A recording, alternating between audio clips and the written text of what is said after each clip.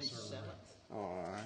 Madam Secretary, could you please call roll? Mayor Gillespie, Councilman Bowles, Chairman Smith, Here. Vice Chair Gardner, Here. Mr. Johnson, Here. Ms. Carpenter, Here. Mr. Hall, Mr. McAuley, Here. Mr. Nelson. Here. Thank you for calling roll. You got it. You don't have.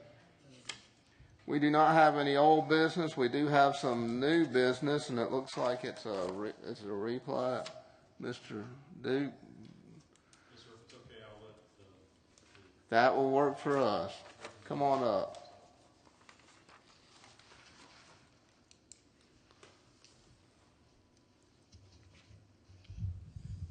My name is Cole Williams. I'm with Goodall Mills and Kaywood. Out of the Birmingham office. We're here today to request a resurvey or a subdivision of the lot that currently houses Panera Bread. I think it originally was planned to be multiple lots, and after the Panera was developed, we always had the plan of subdividing it in so that it could be a standalone lot, and it leaves another lot for future development between it and the Outback. And our request is here just to request for that lot to be subdivided into two. Okay. Are there any questions? Any questions for Mr. Duke? No, sir, we concur with their request. All right. Is there a need for discussion? All in favor, signify. You need a formal motion. We're going to have a motion. Let's go. We need a formal. All right, let's do a motion. We accepted the proposed replat as put out there. Second? Second. Wow. All in favor? Opposed? We good then. You don't have anything yet? That's all we got to do? That's it. Now, do we have anything new, Mr. Duke?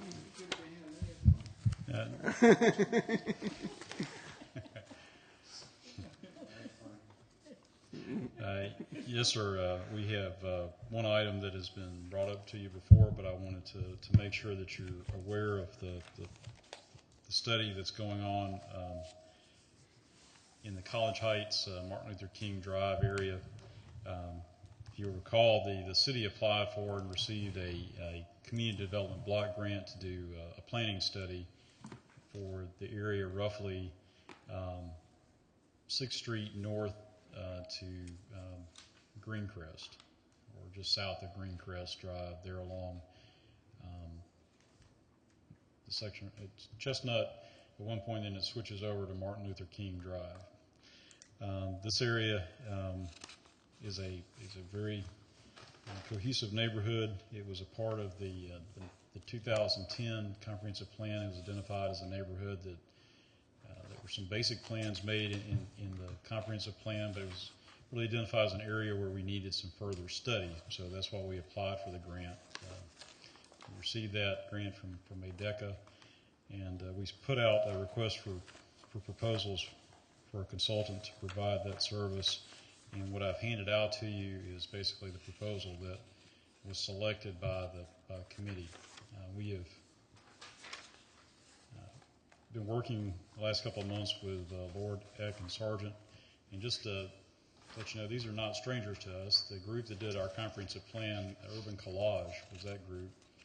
They got folded into this firm. So it's really the same folks that know us well from the 2009-2010 comprehensive plan. Mr. Gardner has agreed to serve on the stakeholder committee for this project. The project will be fairly brief. There will be some meetings with the stakeholder committee, a steering committee, and then there will be one public meeting which we will certainly make you aware of and hope that you'll be able to come. The end result is that we hope whatever study, whatever plan comes out of this will be presented back to you for consideration as an amendment to the comprehensive plan. So I think this kind of in-depth study is what we're looking for these neighborhoods. If you recall, there were about 10 or 12 identified in the comprehensive plan, and this is, with funding available through the state, we thought this was a good place to start. And if you know anything about that area, you know there's a lot of opportunity. A lot of opportunity for growth. There's land that the city has acquired either through the Gurney Company or from Lambert Construction that's just vacant, sitting there between Martin Luther King Drive and Camellia Estates. How many acres is that roughly? It's roughly 200 acres. Yes. And so there have been many different ideas about what to put there. I think in this planning process that will be discussed quite a bit.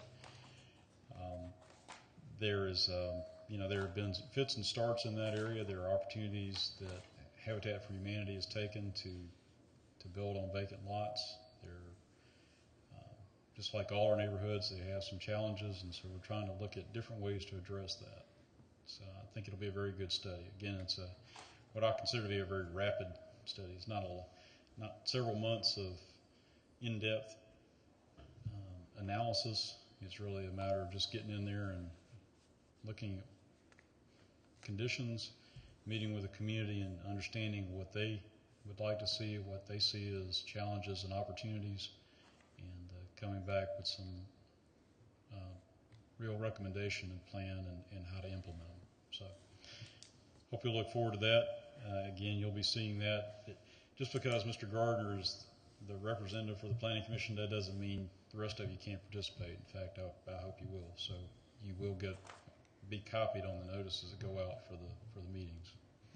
You said something about a meeting on the 27th. I know you were telling me him. There is the first meeting is on the 27th, and that's really for the stakeholder committee and the city staff steering committee, but you'll get a copy of that notice. I hope if you're interested, you'll come.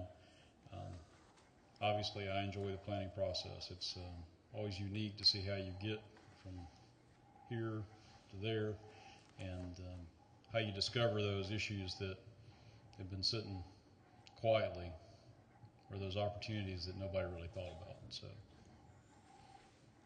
Well, thank you for Jody, I understand volunteering. you right, you say 200 acres? yes, sir. Wow. And in that 200 acres up there that most people haven't thought about, there used to be a pond. It was most of it was intended by Lambert Construction to be developed as just a continuation of Camellia Estates.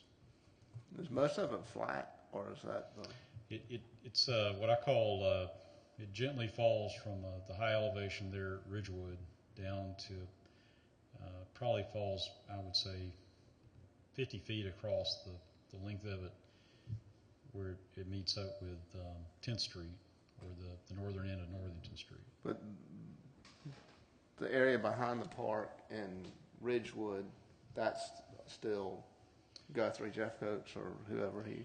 Well, it's two. Y'all at your last meeting approved an extension of time for,